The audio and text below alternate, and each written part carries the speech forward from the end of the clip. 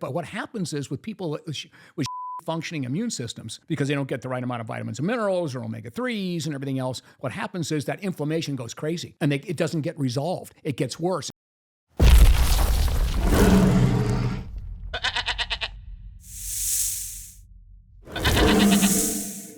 All right, welcome back for another episode of Sup Beast. As always, Zane Spruce, Neal Spruce, and with cold and flu season among us, I think it's fitting to go over the immune system and what you can do to optimize that for whenever life throws its little bugs at you and how you can combat that through nutrition and supplementation. Let's start here with what is the immune system? Well, the immune system, think of it in 4 parts. You know, it's what protects us from all the antigens or the bad guys out in the environment. You know, when they get inside your body, you got to attack them and kill them. I think we all learned a lot during the era, all the virus and so forth. But bottom line, there's basically 4 pieces to it. There's what we call the barrier, which is your skin, your respiratory tract, and your GI tract, by the way. Okay, your gastrointestinal tract, intestines. Which, by the way, where 70% of the immune system is right alongside your gut, which is pretty amazing. Most people don't know that. So that's your first. Think of that at the beginning of your immune system. Keep the bad guys out. But they're going to get in. We know that. So the second part is what we call the innate immune response. And the innate response is something that we're actually born with it. Our mother passed it down through us. You know, we built a little tiny immune systems that would grab a bad guy. We would teach it. We would grab the bad guy once it gets in the body and then present it to the other immune system called the adaptive immune response. But there's one in between. There's an inflammation response, which is the one in between. That's a bridge between the innate, which finds the bug, starts activating these cells to try to do something with it and presents it to the adaptive. So the adaptive one can make all of these different types of molecules to kill it. Killer cells, natural killer cells, and all these kind of things are going to come after it. And that's what the adaptive is, adapting to that bad guy. But in the meantime, there's an inflammation response. So those are the 3 areas. Your barrier to entry, right? Protection, GI tract and so forth, and respiratory tract. Your innate, which is going to identify the bug once it gets in your body and go, okay, we got problems here. Let's go present it to something where we can wipe it out, the adaptive response. And in between there, the number 3 place would be that inflammation that has to take place to try to push the bug out. And it creates just kind of like anytime you get injured or sick, your body has to start an inflammation response to clear the bad things out. Yeah. So there you go. There's your 4 parts immune system. And I suppose, you know, and again. Well, you said 4, but then you said transition 4. To 3. No, I went to 4. I went barrier, innate, went to 4 adaptive, but 3 is the bridge, which is the okay. But yeah, 3 is the inflammation. You tied it up with saying, and there's your 3 parts there. Oh, so, okay. So there are 4 parts. Yeah. So well, the 3 parts with the inflammation being the bridge being the 4th. Okay. But even though that's in the middle. Roger that. Yeah. Sorry about that. Yeah. No worries. Yeah, I always tend to do so. It's all right. Yeah, and great. so, I mean, that's your immune system in a nutshell at the end of the day. And you know, and it works really well. Obviously, it's I would say this in all my lectures. It's the greatest pharmacy in the world. Yeah. Because we don't have anything that can beat some of these viruses that are out there. All we can do is beat the infection that they cause. But our body has to fight the virus on its own, and it creates all of these different all of these different types of cells to be able to kill the bad guy that's in there. And so how are colds and flus contracted? Generally between humans. Of course, we've learned another lesson that with animals you can get them from animals. But if I could slow you down. And why is there a cold and flu season? Like why is there this? Well, which one you want me to answer first? Which one you want me to answer first? Are they not? Would you not put those together? I would put them together, but you're going to, if I answer the first one. How are colds and flus contracted? Right, yeah, they're contracted generally by other, obviously, not generally. Some of them are airborne. If I sneeze, bugs that I have in me are getting out in the air, and if someone's over here, they could catch it. They could get a little bit of the bug, right? If you touch a doorknob, I wipe my nose. I don't even know I'm sick yet. I'm just getting a little runny nose or something, and I wipe my nose. I touch a door. Next person comes along, touches that door handle. They're going to get whatever bugs. And when you're not sick is when you're most contagious. When you're not sick yet, because you've got all the billions or trillions of bugs that are in you, and they haven't started their bad stuff yet. Okay, so you don't know you have it.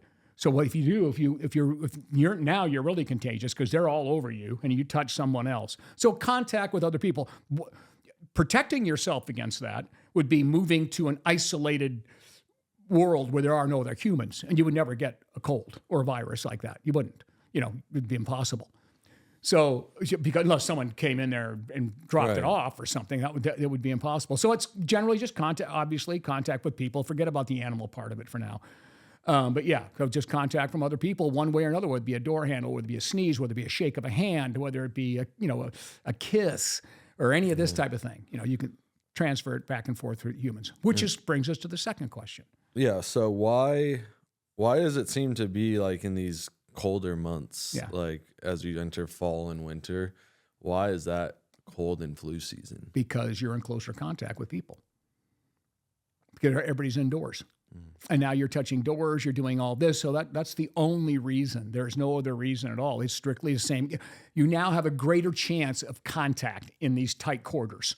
Yeah. Okay, just like on airplanes. You see that phony immune supplement Airborne. It's always a joke to me. Sells the hell out of it, there's a couple little things in there but it's too late by that time. So it always cracks me up that people buy stuff like this. Oh, I'm going to go buy some extra vitamin D and C during flu season. What do you mean? Just take it all year. It's a little joke I always make. But anyway, yes, it's all because of close contact. You're in close quarters. You're in warm. You're heat. Everybody's touching each other. You're much closer than you're not outdoors nearly as much. So that's how you get cold and flu. It's all closer contact people. And all these dang kids go back to school too. Yeah. The myth. While you're on that myth, people. You watch movies and they still every once in a while you'll kind of catch yourself a death of cold. Put your coat on. That's bullshit. You don't catch it from being cold. Right. Now, if you were ever going to say it's possible, when it's really cold, your nose is running. Right, a little bit, and you're blowing it. Okay, let's say you have a little virus or something in there, So you're because really your respiratory tract kind of open to anything, and some virus comes along, you're maybe more susceptible to getting it. But the virus has got to be there. Right. It doesn't just happen because you're it has cold. to be present. Yeah, it has to be present. Yeah. I know, and all of our health gurus online who promote cold plunges, that wouldn't really play into what they're saying for health benefits. What role does gut health play in immunity? Well, as I mentioned early on, 70% of your immune system resides in the gut. So our whole long intestines there, in the villi, on the outside, inside the cell, all the cells there, they're the first line of defense. So when a bad guy comes in, a pathogen comes in, they can help block it from getting in, but at the same time, it's alerting the entire immune system, the dendritic cells, all the other cells that have to come up. It's alerting them, bad guy coming. Fire up all the cells to start to kill this thing. Okay, and so that's how it all begins. That's part of the barrier system of your immune system. But on the inside is the rest of the stuff, the adaptive response and the innate response. The 70% of it is right there in your gut, and it's sending signals. We call it the gut immune crosstalk. So when this finds the bad guy there, it's telling you, oh, you got problems here coming. Let's start firing this thing up. And it goes there. And it also helps, and when it's really healthy and everything's working well, it helps control all those things. You get the proper immune response. Yeah. All right. And then let's get into like the nutrition side of the immune system. Yeah. So what role do macronutrients play in the immune system? Well, let's start from the very beginning. Without nutrition, there is no immune system. There's no life. Okay. Right. Without proper nutrition, life sucks, really. Okay, and your immune system is part of that. It just doesn't work that well, and because it's 100% nutrition dependent. Yeah, you can't live without it, and of course you live lesser when you have lesser nutrients. Your whole immune system, like all the cells in the body, are vitamin and mineral dependent. They depend on vitamin and minerals to make all the enzymes work, to be able to fire up all this stuff at the right rate, to control things, and in the innate response, in the inflammation response, and in the adaptive response. And of course, the barrier as well. Okay, there's vitamin minerals at every crossroad. Yeah. Vitamin minerals, there's zinc, there's copper, vitamin A, vitamin E, vitamin C, vitamin D. They're there making all of these immune cells work properly. Think of them as the spark plugs of your immune cells. But you're talking about macronutrients. Yeah, those are micros. Yeah, so it's the macros. First. Well, the only thing that's most important on the macros would be your macronutrients for everybody here. Your macronutrients supply your micronutrients. Right. So if you're eating a good, healthy diet, right, you're getting your fruits and veggies, and you're getting your 1 gram per pound of lean body mass of protein daily, okay, and from good protein sources, and you're not really overweight, you're not fat, okay, real fat, then your macronutrients are supplying the micros. Problem is, we know that you can't eat that kind of diet that get all your micros that your body can use. And especially when your immune system just gobbles up the micronutrients. It gobbles up, glutamine. It gobbles up all types of things to be able to fire up. So you definitely want to make sure that you're supplementing during that period. So the macros are giving you your calories that you need. Yeah. Okay, that's all. And of course, they supply your micros. Right. But no one gets all the micros their body can use, especially all the micros their immune system could use to function optimally. And that we've already talked about in our micronutrients. Nutrients of concern. So there's no difference in the immune system versus your muscular system versus your cardiovascular system, the need for vitamins and minerals to make it work. Right. And if you don't have enough of them, it doesn't work very well. And we learn that the hard way, of course, when we watch these people that we have really shitty diets or they don't supplement. When they get sick, they get really sick. So I think that covers for the macro and micros. Yeah, Unless you want to dive a little deeper into the micronutrients. Yeah, the micros for sure, because I think there's a lot more than just your vitamins and minerals. Okay, your omega-3s. What we call them in science, we call them resolvins. And what they do is they resolve the inflammation phase. Remember I said you have to have an inflammation phase in your immune response. Everybody knows that from sneezing and your nose running. That's all that crap that comes out trying to expel things. That's part of it. But what happens is with people with shitty functioning immune systems, because they don't get the right amount of vitamins and minerals or omega-3s and everything else, what happens is that inflammation goes crazy. And it doesn't get resolved. It gets worse. And guess what they end up on? Ventilators. Yeah. And they end up sick, and these people get pneumonia, they get water in the lungs, and many of these people die. And it's because your immune response sucks, because their micronutrient intakes are too low. Yeah. Okay, I'm not talking about maybe someone's genetically challenged for some reason. Let's take them off the table. Let's just talk about the average person. They're undernourished from a micronutrient standpoint, overnourished from a macronutrient standpoint because they're fat, okay, and they're undernourished from a micro, so your immune system sucks. And when you're overweight, that makes it even harder for your immune system to respond properly, because you got all kinds of what we call oxidative damage taking place all throughout your body when you're overweight. So you got all kinds of issues there, and now all your vitamins and minerals are going to try to fight the antioxidant damage that's in there, which also happens from sickness. So yeah, you really want to think about that. So you got your omega-3s, they're what we call pro-resolvers. Okay, and what they do is they manage the inflammation phase. So you get just enough, because you have to have something, just enough, and then it quells it and helps slow it back down. There's some other antioxidants out there like lutein, zeaxanthin. Yeah, and we'll get into what we can do to like supplement this stuff. So, but you're asking the micronutrients. Right, So there's more than just vitamins and minerals. There's the omega-3s, there's the luteins, there's alpha lipoic acid, there's CoQ10. These are all involved in, antioxidant protection during the cold and flus and managing inflammation. So those are the ones you really want, vitamins and minerals, and then some other antioxidants. Of course, when I say vitamins and minerals, you were talking about very high C and D. Yeah. Right. Not the RDA of either one of those two. Those are comical. Yeah, and we'll get to I'll wait for you what we can supplement specifically. The whole thing, yeah. But there's more than just vitamins and minerals when it comes to micros. Okay. But are those part of the micronutrients? Yeah, omegas are definitely considered a micronutrient. They're just tiny. They're needed in tiny amounts. Yeah, that's what a micro means. Okay, so you can classify it any way you want. Yeah. But there's something else that we don't want to forget here. Probably there's when we get to the supplement piece. Yeah. Okay, there's a ton, because when it comes to the macros, you have glutamine, which maintains gut health. That's a huge one. For during the immune system. And when I give you the stack that I give all of the people I work with in my orbit, and of course the millions of members that we have in our health clubs, this is the stack we give them during this period. How important is hydration in the immune system? Well, hydration is important in anything. Yeah. So how important is hydration in just health? Right.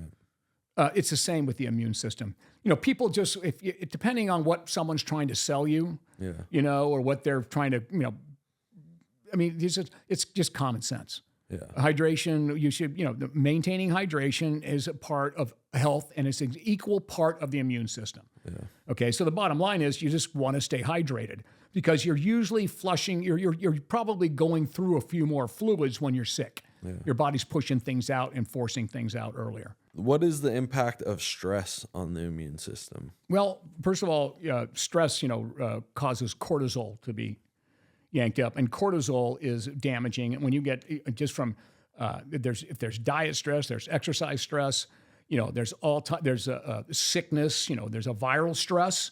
Cortisol comes in and starts taking out the catabolic effect, starts eating the body up. Okay, and it starts breaking down muscle. Because muscle, by the way, if people don't, muscle is produces most of the glutamine. Glutamine feeds our gut, which feeds our immune system, okay? So glutamine is it's in every cell, does everything, right? It's even used by our gut cells, which replace themselves. There are billions of gut cells replace themselves every 3 days, and glutamine is the main energy source for them, more than glucose, believe it or not. So what happens is, in a cortisol, it tells the body we got to fire up all this. When cortisol goes in there, it could be caused by sickness or some viral strain that's entered your body. Cortisol gets released to be able to break things down, so the immune system has what it needs to try to combat it. That's why when you get sick, you shrink. Because it's really taken away like all your amino acids from anything else to produce glutamine to get your immune system strong again. So cortisol plays a huge role in affecting the immune system, but it's necessary for the immune system to respond. Without cortisol being released, the immune system just sits there and says, everything's fine. Mm-hmm. So it's a signal for the immune system that starts firing things up. In order to fire things up, it starts taking down, takes down glycogen, takes down, and good thing, it takes out some of your fat, and it takes out your muscle to be able to produce what the body needs from those sources to build the immune system up to fight the bad guys. So that's what cortisol does, pretty much. And that's really the direct link to stress. Correct. For stress, is the direct link from stress is cortisol. Okay. Yeah, or what we call. There's more. There's some other ones out there too. Some noradrenaline hormones. There's some other hormones out there that are activated during stress, and those things just kind of eat up the tissues of the body. So it's in muscle, fat, and carbs. Okay, the glycogen stores of the body to produce the things that our body needs. Like we talked about in our amino acid chapters, that your skeletal muscle is just an amazing reservoir for everything your body may need. That's more important than how big your biceps are. So the immediate cortisol goes after that, breaks that stuff down. It can turn it to glucose. It can turn it for energy. It can go feed the immune system with glutamine. It can do all kinds of great things, and cortisol makes that happen during stress. And then the same thing as far as sleep goes, is that a huge impact on the immune system? Sure. I mean, I think anybody would know that, just general life, some common sense. When you don't sleep well, you're not healing as quickly. So there's no question. And not only that, when you don't sleep well, your cortisol levels are high at the same time. So that's one of the other things that, again, that's contributing to it. So yeah, sleep is always very important. Now let's get into what we can do or take to optimize or boost your immune system. So what are some specific vitamins and minerals, or you said you have a stack that you put people on. What does that look like? Well, I'm going to start from the beginning. And that is, and I know you guys that have, hopefully they've seen the micronutrient chapter. Every human being on the planet, from the time the baby's in the womb and the mother's thinking about it, she's taking a multivitamin mineral. When they come out, they're still on it from breastfeeding, and then they're taking a baby formula with multivitamin mineral in it. Anyway, there's never a time you should not be taking that, and that would have the 20 known underconsumed vitamins and minerals. So we all know what they are. They would contain all of those with very high levels of C and D. So C up around anywhere 500 milligrams to 1,000 a day. D, maybe 2,000 IUs, which would be about 50 micrograms a day. That should be part of your daily routine, because it's too late when you're sick. Yeah. It takes months for those things to get your immune system up where it needs to be. Yeah.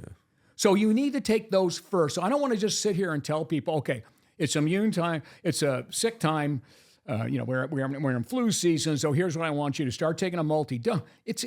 Basically, it's not going to hurt you, and you'll probably get over it a little quicker, but bottom line is you should be doing those all the time. I hated that when, during the viral epidemic, when, Fauci's coming out there and telling everybody, I take high C and I take high D. Well, that's okay, but it's a little late. It's a little late because it takes months and months to get your vitamin D up to an area. And and vitamin C and D don't work in a vacuum. All our 32 vitamins and minerals, we're talking about 20, many of them we can get no matter what, but the 20 known underconsumed, potential underconsumed, they work together. They're synergistic. They work in 300 different places in the body. Each one of them help the other one, okay, to make it work. So our systems work the way they do. So so that's the number one. And number two, getting the omega-3s. So those have to be there before you get sick, and they should need to be in your whole life. Now your immune system is strong as hell. And if you just did that, you could get away without the stack I'm going to give you now to a certain extent. Yeah. There's just things that we all take because we're in the know. You're right. Like the CEOs I work with around the world, and of course all the health professionals, athletes, other people around the world we work with, they don't have any financial restrictions. Yeah. Okay. In the gyms, our members, our millions of members that we work with, they do have financial restrictions. Yeah. So I will build the stack based on a budget for you. Yeah. Okay. Everyone, your multi and your omega-3s. That's one that is not negotiable. And they're ridiculously inexpensive. Yeah. So keep that in mind, okay? All right, now make sure you're getting your 1 gram per pound of lean body mass, a protein daily. You need that. Right, okay? that's your macronutrient. Yeah, that's the part in macronutrient. all So of just your make immune now system. right. So you're getting that. Okay. Now let's talk about so your multivitamin mineral that has high D and C in it. Okay, because their RDA is a joke. It's just no one's gone back and fixed it yet. And of course, every scientist that's studied any of that knows that those numbers don't make any sense for C and D. So the other ones are okay. Now. And of course, your zinc is in your multis. You don't have to worry about that. Now your whole immune system is pretty much at its potential. Okay.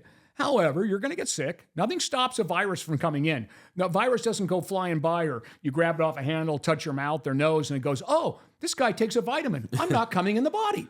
Yeah. Okay, so it doesn't work that way.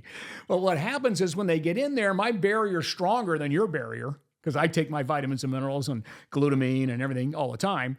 So my barrier's stronger, so I get less in. And when it gets in, my immune system fires up immediately because I got vitamins. I got spark plugs in every one of my immune cells. I got all of them loaded up. They're ready to go, and they're ready to kill it. So as you know, because you've lived with me a long time, I know you've never seen me miss a day of work.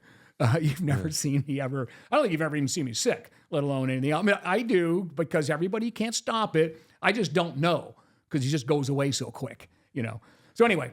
I don't know. You with those stomach viruses, it sounds like a horror film in here. So when you're throwing up, when you get one of those 24-hour bugs, it sounds like freaking Jason's in here or something. But it's over within 24 hours, and that happens once or twice. You don't throw up in silence. That's a stomach virus. Yeah, a little bit different there because you ate something or whatever. But anyway. So you've got that's not negotiable. You just keep doing that. Now the next thing you would take on during this time of the year, and I give this, all of our athletes use them, and all the bodybuilders we get ready for competitions use it. The last 6-8 weeks, all our ultra endurance athletes use it. Always the last 8-10 weeks of training is glutamine. Glutamine, we just talked about that, right? Glutamine, 70% of your immune system is in your gut, and glutamine feeds your gut. Healthy gut, healthy immune system. They are intertwined, obviously, intricately. So glutamine does that, and glutamine also, what we call a glutamine pool in the body. When everything's perfect in the body, our body produces enough glutamine to satisfy everything. It has to satisfy our immune system. It has to satisfy our muscular system. It has to satisfy our cardio, every part, because glutamine is the most ubiquitous amino acid in the human body. And it's a part of every cell. It can be used as glucose, energy, like we just talked about for the immune system, everything. And when you get sick, your immune system consumes glutamine like crazy. So it drains the glutamine pool. In fact, when people are really, really sick, or they get in like an accident, they get burned, when they go in the hospital, they put them on a glutamine drip. Because without glutamine, now it can get the nitrogen out, all the things that are breaking down in the body, can carry it out. Glutamine is such an amazing amino acid but what happens, you drain it during those times, and your body, everything just comes falling apart. So pumping glutamine into your body can help you get over it, or it can help you when you do get it, a virus. your sick time is going to be much less. And we've seen that with ultra endurance athletes who get upper respiratory tract infections after their marathons and so forth. They end up being much less severe than people that don't use glutamine. So glutamine would be really important during the flu season. That would be the next thing. So you got your multi, your omega, and then you got glutamine. That's the next thing you would do in the stack. Mm-hmm. No budget consideration, you're probiotic. So are you, sorry, rewind. The glutamine, are you only, for immune purposes, immune system boosting purposes, you're doing that just during the high flu season or high stress athletic season. Right. But yeah, forget that part of it. Yes. But let's just talk about, we're talking about cold and flu season. Seasonal. Yeah, seasonal. Everyone just add that to because that'll react immediately. Yeah. If that's gonna get you, if you get a cold or a flu, that's gonna get you over it quicker. Right. No question. Perfect. I know many of the dietitians that work for us, many of the dietitians we're connected to, they give it to every human being they work with for their gut health. Yeah. Healthy gut, healthy immune system. Right. Every day of their life. They don't ever take them off it. So anyway, I'm just telling you can add that during that time. No, okay. I was just wondering if, because you said multi and omega, that just should be year round. Year round, right. So the first thing you would add, depending on your budget, would be glutamine. Next thing would be your probiotic. Because probiotic, it feeds your good bacteria in your gut. Yes. And there's a direct link between your bacteria and your entire immune system, including the inflammation phase and everything. Because your good bacteria keeps the gut healthy. It feeds the gut cells as well. Your prebiotic feeds the probiotic, which is now protecting the gut cell. It identifies your good bacteria identifies the pathogen and presents it, to the adaptive response. So it's really involved in everything. It's your good bacteria. So probiotics would be the third thing that you want because there's that gut, the gut immune system access, and also helps control inflammation as well. So that would be your third. Well, the first two things are automatic. Glutamine would be the first add. Your next add would be the probiotic during this particular flu season time. Yeah. Okay. However, it's one of those things that all of us use all year round, a probiotic. Okay. But again, I'm adding it for this. Then the next thing on top of that would be, you can get, as you know, we make a formula that's got all of it in it. So your lutein, your zeaxanthin, your alpha lipoic acid, CoQ10, okay, these things here, and lycopene. These things all work in different areas of the body and different parts of the immune system. They're very active in many places, and especially in controlling inflammation like the omega-3 does, but in different parts of inflammation, whether it be lung, okay, whether it be access there or it be in the cardiovascular system. And they also suppress the oxidative damage that's happening from this virus. You got a crazy amount of free radicals in your body. These are your antioxidants. These are what we call non-vitamin antioxidants. Okay. But don't forget, vitamin A, vitamin C, vitamin E, these are all antioxidants too. Oh, okay. Right? These are what we call non-vitamins. They're phytochemicals. Okay. So they're from plants. All right, and of course, no one eats enough fruits and vegetables to get enough of them for sure. So you would just take them, again, I take it all year round. Everybody in my orbit takes those all year round. Every athlete does because it also helps their visual performance, right. Eye health. So there's other things they act on, but those are really important. So that would be the next add on that. And there's your stack right there. You've got it all. You've got your multivitamin omega, you got your glutamine, your probiotic, and then you've got the non-vitamin antioxidants to help control inflammation. And trust me, if you're doing that, I said glutamine. I'm sorry, glutamine. Yes, you got your glutamine, and then you got your probiotic, and then you got your non-vitamin antioxidants. So with that, trust me, your system is as good as it's ever going to be. So let's get to something that people do frequently in cold and flu season. Pretty much every person I know, just once they start getting sick, and I don't know if this is a myth or fact segment here or not, but they'll just start taking vitamin C when they're sick. Yeah. Okay. Not preemptively or anything like that. Oh, I'm starting to get sick. I'm going to start, and we'll go through this. This is true for vitamin C, zinc, and vitamin D now, that people think it will either cure, shorten, or block a cold or flu. Yeah. Nothing's going to cure it. Okay. Yeah. However, there is evidence that very mega dosing, which, I hate to use that term because I don't make it. My whole life, I've taken 3 grams, which is 3,000 milligrams of C since I was 23 years old. Big believer in the right amount of C. And again, I don't tell people 500 to 1,000 a day is enough. for almost anybody. And that's all you would need. So there's no reason for me to step up my C if I got a cold. I'm fully saturated, right? These people, however, there's evidence that taking high dose C, 1,000 milligrams or more a day, will shorten the duration of a cold. There is, okay? So there's that, it can shorten the duration. Nothing cures it. When you're in the moment of having a it cold? can shorten. Yeah, you shorten it by a day or so. Yeah. There is evidence that if you mega dose, maybe 3 grams a day or something like that, 4 grams a day. Is that even megadosing? Yeah, anything over, you start getting in, the RDA for vitamin C is like 80 milligrams. It's like the biggest joke in the world, right? That prevents scurvy. That's about it. Doesn't do anything else. You're not even close to getting what you need. Yeah. And it's an under-consumed nutrient, by the way, for foods. So bottom line is, you would if you're taking high dose, and it's about anything over 1,000, it wouldn't be mega dosing, but 1,000 milligrams a day, that's like normal dose. 2,000 milligrams a day, there is some evidence that it shortens the duration of a cold. And we've done that, but these are in people that are stressed, like soldiers.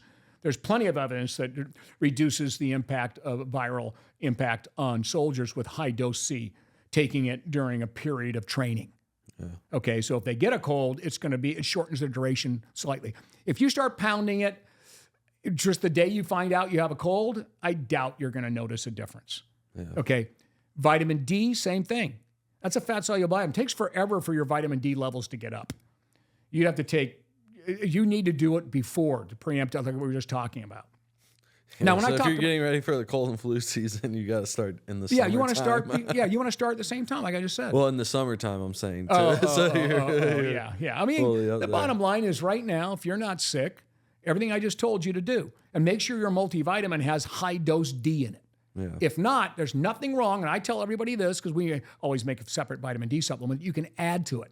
Right. Add 2,000 IUs, which is 50 mics. Because that's not taking it in a vacuum. Yeah, you're not. If you're not taking it in a vacuum, right? Taking vitamin D in a vacuum and vitamin C in a vacuum after you find out you have a cold, not going to do you shit. Yeah. To your point, it's and if it does, it's the vitamin C only, and it might be maybe you shorten the duration a few hours of your cold. And then our final one here, though, we got is zinc. Yeah. So there's no question that zinc does ease the duration of a cold. It shortens the duration of a cold at very high doses. And people think, well, that's good. I'm going to take 60 milligrams or 80 milligrams a day. That can be very unhealthy for you. You can only do it for a short period of time, the high zinc. Yeah. It does. There's enough evidence out there to say, if you have a cold, go ahead and jack up your zinc and your vitamin C, and maybe you can shorten the duration of it. And it's way up because the RDA for zinc is only like 20 milligrams. It's small, 50. But you milligrams. were telling me at one point that you don't want to do that, for an extended period of time. No, I just said that. Zinc. Yeah, I know, but I think that needs to be like make sure you don't. If you stop it. Yeah. You got to get right back down to the RDA, which your multivitamin have. Now, why would I never have to? And what's a short period of time though? The time you have your cold. Yeah. Don't take it longer. Yeah, just you can to the end of it. Not even getting during the whole flu season. No. Definitely no. You wouldn't even want it as a preemptive. You want it really like zinc lozenges people suck on, that just when you're cold, when you have a cold. You wouldn't want it before then. Because that could screw up your immune system, not to mention you lose your taste. Bad things happen on high doses of zinc. Okay. Right? There's some poisoning that goes along with it. Yeah, that's a myth. So somebody's going to hear this and be like, oh, zinc, perfect. No. Didn't listen to the... It's a very temporary thing that you can use during that. So zinc, those things actually have a little bit of evidence behind it. But then again, why would I never need one? Because my zinc levels have been full my entire life because I've taken a multivitamin that has the RDA of zinc in it. Yeah. And so a zinc lozenge would do me zero good. Because the zinc is in every part of your immune system to make it work, right? So stay with me here. Well, mine's saturated. It's full. And I say mine, people in my orbit, because they don't need to take zinc lozenges when they get sick. It won't do them any good. It will not shorten the duration of a cold for them because their zinc levels are all the way optimized by supplementing their entire lives. But people that don't supplement, then your C and D probably not, but C and zinc would be important to take to shorten the duration. or could be important to shorten the duration. I think that does it for our, immune bundle here for getting ready for cold and flu season, wouldn't you say? Yeah, I think so. Yeah. I mean, just to wrap it up. Yeah, to wrap it up, though, wrap it up. takeaway for everyone here. Yeah. It just, the cold and flu season, comes around actually, a couple times a year, depending on how close people get together and so forth. And of course, you're in close quarters on a regular basis. You guys all know that, how the virus spreads. So what you really want to do is have your immune system strong all year. And it doesn't take anything more than a complete multivitamin mineral that has the 20 known under consumed, including your zinc, C, and D. It has everything that you would be taking that's not going to do you any good, hardly, okay, after the fact. Very little good. So do that. And then there's some things you can add during the cold and flu season.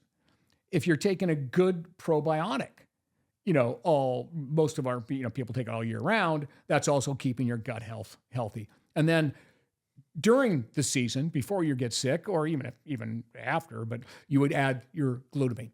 And your glutamine, keep your gut where 70% of your immune system resides, keep it healthy, and be able to keep everything working, all your immune cells, because the immune cells consume glutamine at a crazy rate. Okay, and a muscle has to dump out their amino acids to make more glutamine. And you don't want your muscles to keep shrinking while you're sick, which happens to people. And that's what's going on. So you got that, and then you got your probiotic, and then, of course, your other antioxidants out there during there is, what we talked about. But most importantly, all year round, you're taking your omega-3 because they're resolvers of the inflammation phase. And then you've got your vitamins, minerals, which are active in every part of your immune system. They're the spark plugs to your immune system all the way around. So it stays healthy. Yeah, and that's basically it. And there's all the little things we just talked about in the stack, glutamine, probiotics, and those non-vitamin antioxidants that you can add to during flu season. Stop. And of course, most of us are on it all year round, because they're just good health supplements all the way around anyway. Yeah. So that keeps our immune system where it needs to be. Stay ready so you don't have to get ready. Yes, right, exactly. There you go. That's rules to live by, okay? That's right. And that will do it for the episode. We'll see you in the next one. Don't forget, take your multivitamin. We'll see you then. Bye.